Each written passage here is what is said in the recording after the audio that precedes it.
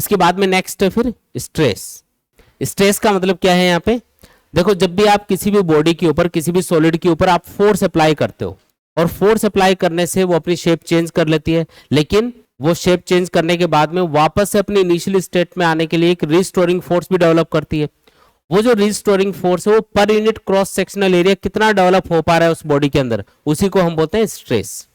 ठीक है, एक एग्जांपल से समझाता हूं। जैसे मान लो कि ये कोई सिलेंड्रिकल वायर है, इसको एक सिरे पे आपने इस तरीके से किसी सपोर्ट से बांधा हुआ है।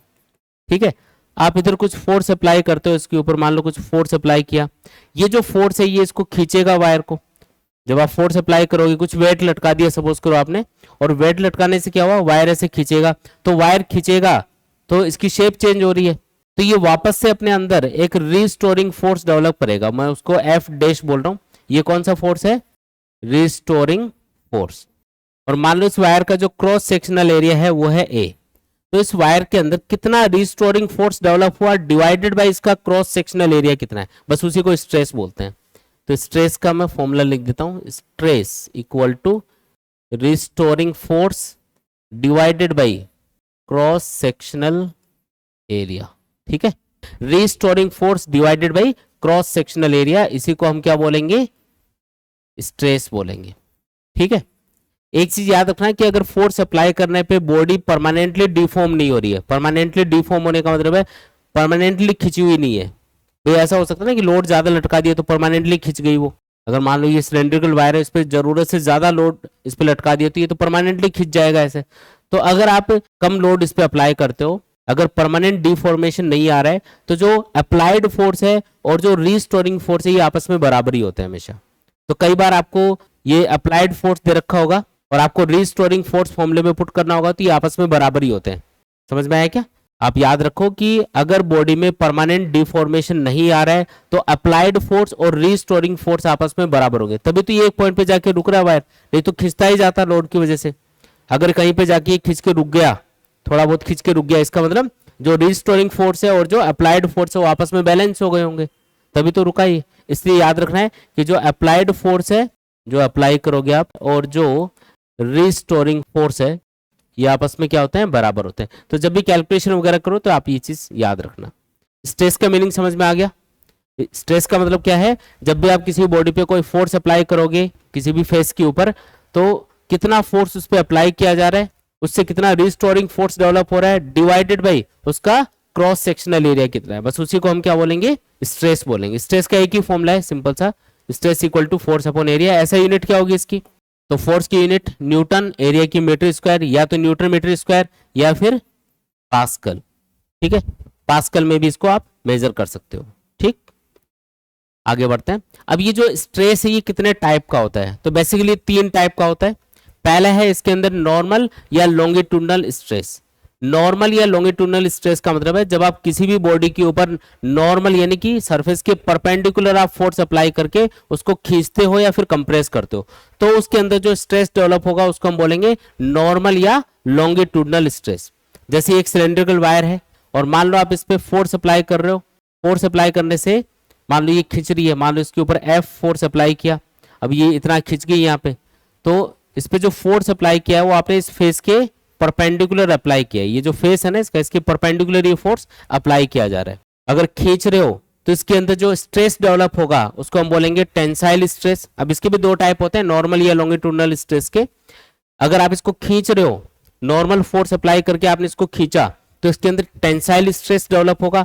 और अगर नॉर्मल फोर्स अप्लाई करके इसको कंप्रेस कर रहे हो, मान लो नीचे से ऊपर की तरफ फोर्स अप्लाई करते, तब तो ये कंप्रेस होता ना।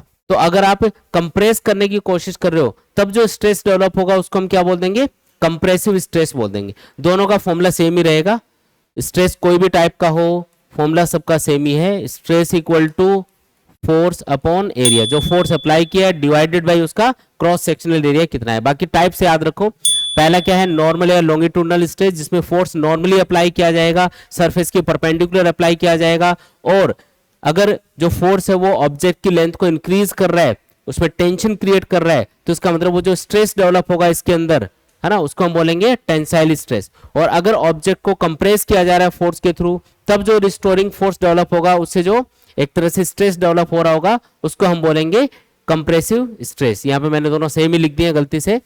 ये क्या होगा दूसरा, कंप्रेसिव स्ट्रेस। दूसरा क्या है यहाँ पे, कंप्रेसिव स्ट्रेस। पहला क्या है, टेंसाइल स्ट्रेस, और दूसरा क्या है, कंप्रेसिव स्ट्रेस। ये दो टाइप होंगे इसके। आया समझ में? ठीक है, तो ये तो पहला टाइप हो गया स्ट्रेस का, फॉर्मूला सबका सेम रहेगा। ठीक है, इसके बाद में नेक्स्ट है फिर टेंजेंशियल या फिर शेयरिंग स्ट्रेस। टेंजेंशियल या शेयरिंग स्ट्रेस का मतलब क्या है, देखो जब आप किसी भी बॉडी पे सरफेस के अलोंग फोर्स अप्लाई करते हो, कैसे फोर्स अप्लाई करना है, सरफेस के अलोंग फोर्स अप्लाई करना है। जैसे ये कोई क्यूब टाइप की बॉडी है, इसके ऊपर आप सरफेस के अलोंग फोर्स अप्लाई करो, सरफेस के अलोंग, इसको टेंजेंशियल बोलते हैं। टेंजेंशियल फोर्स अप्लाई करो, उससे क्या होगा, जो बॉडी है वो टेढ़ी हो जाएगी, उसकी शेप चेंज हो रही है, ना तो उसकी लेंथ बढ़ेगी ना उसकी लेंथ कम होगी, बस उसकी शेप चेंज होगी, टेढ़ी होगी थोड़ी सी वो। तो इस टाइम पे वापस से बॉडी अपनी इनिशियल स्टेट में आने के लिए, वापस से इसी स्टेट में आने के लिए एक रिस्टोरिंग फोर्स अंदर ही अंदर डेवलप करती है, और उसकी वजह से जो स्ट्रेस डेवलप होगा उसको हम क्या बोलेंगे, शेयरिंग स्ट्रेस बोलेंगे या टेंजेंशियल स्ट्रेस बोलते हैं। ये एक ही स्ट्रेस के दो नाम है, टेंजेंशियल स्ट्रेस बोल दो या शेयरिंग स्ट्रेस बोल दो। तो शेयरिंग स्ट्रेस कब डेवलप होता है, जब आप सरफेस के अलोंग फोर्स अप्लाई करते हो। याद रखना है, सरफेस के परपेंडिकुलर फोर्स अप्लाई करोगे तब तो कौन सा स्ट्रेस होगा, नॉर्मल या लॉन्गिट्यूडनल स्ट्रेस। और अगर आप सरफेस के अलोंग फोर्स अप्लाई कर रहे हो तब जो स्ट्रेस डेवलप होगा उसको हम क्या बोलेंगे, शेयरिंग स्ट्रेस या फिर टेंजेंशियल स्ट्रेस बोलेंगे। फॉर्मूला सेम रहेगा, कितना फोर्स आपने अप्लाई किया है डिवाइडेड बाई ऊपर वाले फेस का एरिया कितना है। ये क्या होगा, स्ट्रेस का फॉर्मूला होगा। स्ट्रेस का फॉर्मूला किसी भी टाइप का स्ट्रेस हो सबके लिए सेम है, तो फॉर्मूला एक ही याद करना है, फोर्स अपॉन एरिया। ठीक है, तीसरा इसके अंदर वॉल्यूमेट्रिक स्ट्रेस। कौन सा स्ट्रेस, वॉल्यूमेट्रिक स्ट्रेस। अब ये जो वॉल्यूमेट्रिक स्ट्रेस है इसका मतलब क्या है, जैसे मान लो कि पानी के अंदर किसी भी स्फेरिकल बॉडी को आपने रख दिया, ये पानी के अंदर क्या किया हमने, किसी भी स्फेरिकल बॉडी को रख दिया, ये कोई स्फेरिकल बॉडी है। अब इस स्फेरिकल बॉडी को आपने जैसे ही पानी के अंदर रखा तो चारों तरफ से जो पानी है वो इसके ऊपर एक फोर्स अप्लाई कर रहा होगा, जिसकी वजह से ये कंप्रेस होने की कोशिश करेगी, है ना। चारों तरफ से पानी इसको दबाएगा ऐसे, तो इसके ऊपर एक फोर्स लग रहा होगा सरफेस के अलोंग, सरफेस के परपेंडिकुलर। और क्योंकि ये सरफेस के परपेंडिकुलर लग रहा है इसलिए मैं इसको नॉर्मल स्ट्रेस की कैटेगरी में रखूंगा, लेकिन इसका नाम अलग क्यों रखा, क्योंकि इससे वॉल्यूम चेंज हो रहा है इसका। समझ रहे हो बात, आपने परपेंडिकुलरली फोर्स अप्लाई किया चारों तरफ से, लेकिन इससे वॉल्यूम कम हो जाएगा, वॉल्यूम कम होगा इसलिए इसको अलग नाम दे दिया हमने, इसको बोला वॉल्यूमेट्रिक स्ट्रेस। तो कितना फोर्स चारों तरफ से अप्लाई किया जा रहा है डिवाइडेड बाय इसका टोटल सरफेस एरिया कितना है, तो फॉर्मूला तो वही रहना है। ठीक है, आया समझ में। तो ये तीन टाइप के स्ट्रेस होते हैं, नॉर्मल या लॉन्गिट्यूडनल स्ट्रेस, दूसरा ये मान सकते हो वॉल्यूमेट्रिक स्ट्रेस, और तीसरा कौन सा बताया आपको, टेंजेंशियल या शेयरिंग स्ट्रेस। ये तीनों याद रखेंगे। अब जैसे कि जो प्रेशर भी आप पढ़ते हो और स्ट्रेस के बारे में भी आप पढ़ते हो, दोनों का फॉर्मूला आपको सेम ही दिखता है, तो इनमें क्या डिफरेंस है वो समझेंगे। फॉर्मूला तो सेम है, सिमिलरिटी की बात करें तो फॉर्मूला सेम रहेगा। प्रेशर का फॉर्मूला क्या होता है, फोर्स अपॉन एरिया। स्ट्रेस का फॉर्मूला भी क्या होता है, stress equal to force upon area. दोनों की ऐसा यूनिट क्या होगी, या तो न्यूटन पर मीटर स्क्वायर या फिर पास्कल। तो दोनों में सिमिलरिटी तो है, सिमिलरिटी क्या है, दोनों का फॉर्मूला सेम है और दोनों के लिए ऐसा यूनिट भी सेम है। लेकिन डिफरेंस क्या है, हम डिफरेंस की बात कर रहे हैं। पहली चीज, जो प्रेशर है वो हमेशा कंप्रेसिव नेचर का होता है, हमेशा प्रेशर की वजह से जो चीजें वो कंप्रेस्ड ही होंगी। जो प्रेशर है वो हमेशा कैसा होगा, कंप्रेसिव।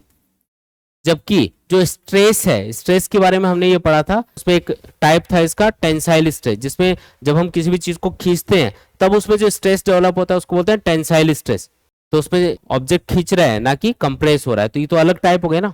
तो जो स्ट्रेस है वो कैसा हो सकता है, टेंसाइल टाइप का हो सकता है, टेंसाइल स्ट्रेस हो सकता है। या फिर एक और स्ट्रेस का टाइप पढ़ा था शेयरिंग स्ट्रेस या टेंजेंशियल स्ट्रेस, जिसमें हम ऑब्जेक्ट पे टेंजेंशियल फोर्स अप्लाई करेंगे जिससे उसकी शेप चेंज होगी।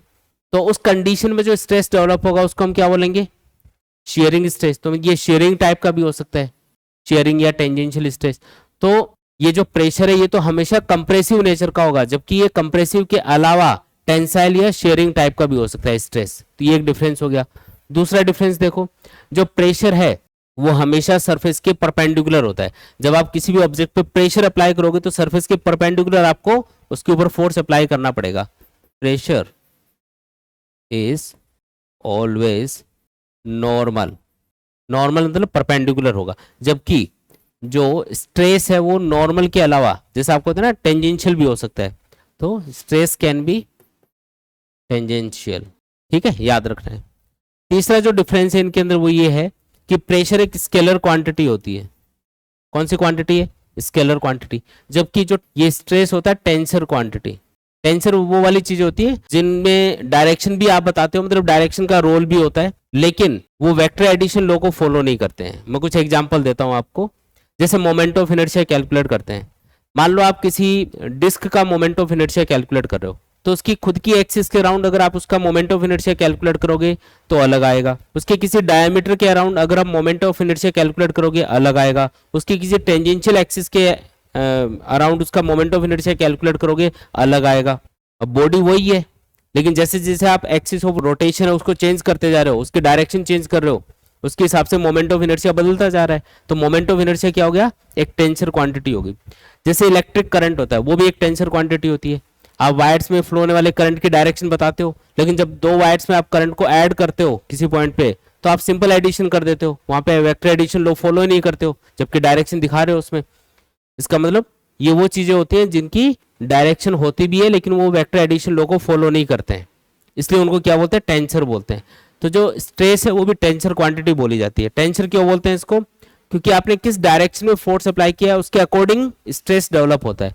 आपने किसी बॉडी के ऊपर परपेंडिकुलर फोर्स अप्लाई किया तो उससे नॉर्मल स्ट्रेस डेवलप हो जाएगा, जो अलग होगा क्वांटिटी में, उसकी वैल्यू अलग आएगी। उसी बॉडी पे अगर आप टेंजेंशियल फोर्स अप्लाई कर दोगे उतना ही, तब अलग स्ट्रेस डेवलप होगा जिसको शेयरिंग स्ट्रेस बोलते हैं, उसकी वैल्यू अलग आती है। मतलब डायरेक्शन ऑफ फोर्स जैसे चेंज कर रहे हो बॉडी के ऊपर, जो स्ट्रेस की वैल्यू है वो चेंज होती जा रही है, इसलिए हम इसको टेंसर क्वांटिटी मानेंगे। याद रखना है, स्ट्रेस क्या है? टेंसर क्वांटिटी है, जबकि प्रेशर क्या है? स्केलर क्वांटिटी है। ये इनमें मेजर डिफरेंस है। आया समझ में? ठीक, चलो आगे बढ़ते हैं। नेक्स्ट फिर इलास्टिक लिमिट या ब्रेकिंग स्ट्रेस। अब इसका मतलब क्या है? जैसे मान लो कि एक वायर है, उसके ऊपर आपने कुछ फोर्स अप्लाई किया। ये कोई वायर हम एज्यूम कर रहे हैं, इसके ऊपर आपने कुछ वेट यहाँ पे लटका के इसके ऊपर फोर्स अप्लाई कर रहे हैं। ये वेट हम कंटिन्यूसली इंक्रीज करेंगे, और जैसे जैसे वेट इंक्रीज होता जाएगा इसके अंदर जो स्ट्रेस डेवलप होगा वो भी बढ़ता जाएगा, क्योंकि स्ट्रेस का फॉर्मूला क्या होता है? Restoring force divided by cross sectional area. Formula लिख देता हूँ, stress equal to restoring force divided by area. अब ये अलग नाम क्यों दिया इसको? ब्रेकिंग स्ट्रेस क्यों बोला या फिर इलास्टिक लिमिट क्यों बोला? ये एक ही चीज के दो नाम है। देखो, जब आप इस वायर के ऊपर फोर्स अप्लाई करोगे, फोर्स अप्लाई करके आप इसको खींचोगे, तो एक लिमिट तक ये इलास्टिक प्रॉपर्टी को या इलास्टिक बिहेवियर को मेंटेन कर पाएगा। आपने 1 किलोग्राम वेट लटका दिया, फिर 2 किलोग्राम, 5 किलोग्राम, ये खींचता जा रहा है, खींचता जा रहा है, खींचता जा रहा है। वेट को हटा लेते हो आप, 1 किलोग्राम लटकाते हो, फिर हटा लेते हो, वापस अपनी इनिशियल स्टेट में आ जाएगा वायर। फिर 2 किलोग्राम लटकाया तो ये थोड़ा ज्यादा खींचा, फिर आपने वेट को हटाया, वापस अपनी इनिशियल स्टेट में आ गया। फिर आपने 5 किलोग्राम लटका दिया, ये और ज्यादा खींच गया, वेट को हटाया, वापस इनिशियल स्टेट में आ गया। ऐसे करते करते आपने भी, आप इसके ऊपर मान लो 50 किलोग्राम लटका देते हो। अब 50 किलोग्राम तक तो आपने देखा कि वेट लटकाओगे तो ये खिंच जाता है, और 50 किलोग्राम को हटा लेते हो तो वापस से वायर अपनी इनिशियल लेंथ में चला जाता है, इनिशियल स्टेट में चला जाएगा, वही लेंथ वापस गेन कर लेगा। लेकिन जैसे आप 50 किलोग्राम से ज्यादा वेट इसके ऊपर लटकाते हो, मामूली सभी, अगर आपने 100 ग्राम भी एक्स्ट्रा बढ़ा दिया उसके ऊपर, तो आप देखते हो कि वायर परमानेंटली खिंच जाएगा। अभी ठीक है, आपने इसकी लिमिट क्रॉस कर दी, एक लिमिट के बाद में ये परमानेंटली डिफॉर्म हो गया ये। तो जिस पॉइंट तक ये अपनी इलास्टिक प्रॉपर्टी को मेंटेन कर पाया, बस उसी को हम क्या बोलते हैं? इलास्टिक लिमिट बोलते हैं। मतलब वो मैक्सिमम स्ट्रेस जहां तक ये उस लोड को झेल पाएगा। अच्छा, इसको ब्रेकिंग स्ट्रेस इसलिए बोलते हैं क्योंकि यहाँ पे जो ब्रेकिंग पॉइंट है वो आ जाता है एक तरह से, मतलब ये परमानेंटली खिंच जाएगा या टूट जाएगा। मतलब ये जो वायर है ये क्या करेगा? एक लिमिट तक ही अपनी इलास्टिक प्रॉपर्टी को मेंटेन कर पाएगा। तो जहां तक ये मेंटेन कर पा रहा है, तो उस पॉइंट तक जितना भी स्ट्रेस डेवलप हो रहा होगा इसके अंदर, उसी को हम क्या बोलेंगे? इलास्टिक लिमिट या ब्रेकिंग स्ट्रेस बोलेंगे। तो ब्रेकिंग स्ट्रेस मतलब ये वो मैक्सिमम स्ट्रेस है जिसको ये झेल पाएगा या डेवलप कर पाएगा अप्लाइड फोर्स को बैलेंस करने के लिए। उससे ज्यादा फोर्स जैसे आप अप्लाई करोगे ये परमानेंटली खिंच जाएगा या टूट जाएगा, दो में से एक काम होगा। ठीक है, एक चीज याद रखिए कि कोई भी मटेरियल हो उसकी ब्रेकिंग स्ट्रेस की वैल्यू या उसकी इलास्टिक लिमिट की वैल्यू फिक्स होती है, वो कभी चेंज नहीं होती है। जैसे कॉपर है तो उसकी ब्रेकिंग स्ट्रेस की वैल्यू फिक्स होगी। कॉपर का आप कितना भी मोटा वायर ले लो, है ना, कितना भी पतला वायर ले लो, उसकी ब्रेकिंग स्ट्रेस की वैल्यू फिक्स होती है। वो वैल्यू क्या रहेगी? फिक्स। ठीक है, ब्रेकिंग फोर्स अलग अलग हो सकता है, पतले वायर के लिए कम रहेगा ब्रेकिंग फोर्स, और मोटा वायर होगा तो ब्रेकिंग फोर्स बढ़ जाएगा, क्योंकि मोटे वायर को तोड़ने के लिए ज्यादा फोर्स लटकाना पड़ेगा, ज्यादा फोर्स लगाना पड़ेगा मतलब। लेकिन ब्रेकिंग स्ट्रेस की जो वैल्यू होती है ना, फोर्स पर यूनिट एरिया जो डेवलप हो रहा है, वो फिक्स होती है अलग अलग टाइप के मटेरियल्स के लिए। कॉपर के लिए फिक्स है, स्टील के लिए फिक्स है, हर एक चीज के लिए फिक्स है ये। तो ये कांस्टेंट होता है। एक क्वेश्चन में गिवन होगा आपको कि इस मटेरियल की ब्रेकिंग स्ट्रेस है, इलास्टिक लिमिट इतनी है, तो बताओ कितना लोड इसके ऊपर लटकाया जा सकता है अगर उसकी रेडियस इतनी है, क्रॉस सेक्शनल एरिया इतना है, तो आप इसी से कैलकुलेट करोगे। तो यहाँ पे ब्रेकिंग फोर्स अगर कैलकुलेट करना है तो क्या करोगे बताओ? ब्रेकिंग फोर्स अगर कैलकुलेट करना है तो क्या करोगे? ब्रेकिंग स्ट्रेस को, जो कि आपको क्वेश्चन में गिवन होगा, ब्रेकिंग स्ट्रेस को मल्टीप्लाई कर दोगे किससे? क्रॉस सेक्शनल एरिया से। और एक चीज और नोटिस करो कि यहाँ पे जो ब्रेकिंग फोर्स है वो डायरेक्टली प्रोपोर्शनल आ रहा है क्रॉस सेक्शनल एरिया के, मतलब जितना ज्यादा थिक वायर होगा उतना ही ब्रेकिंग फोर्स बढ़ता जाएगा। लेकिन ब्रेकिंग जो स्ट्रेस है वो हमेशा कांस्टेंट रहेगा किसी भी एक पर्टिकुलर मटेरियल के लिए। अलग अलग मटेरियल के लिए वैल्यू अलग अलग होगी, है ना। बाकी किसी एक पर्टिकुलर मटेरियल के लिए चाहे आप उसकी साइज शेप कुछ भी रखो, उसके ऊपर डिपेंड नहीं करती है ब्रेकिंग स्ट्रेस की वैल्यू, ये याद रखेंगे। ठीक।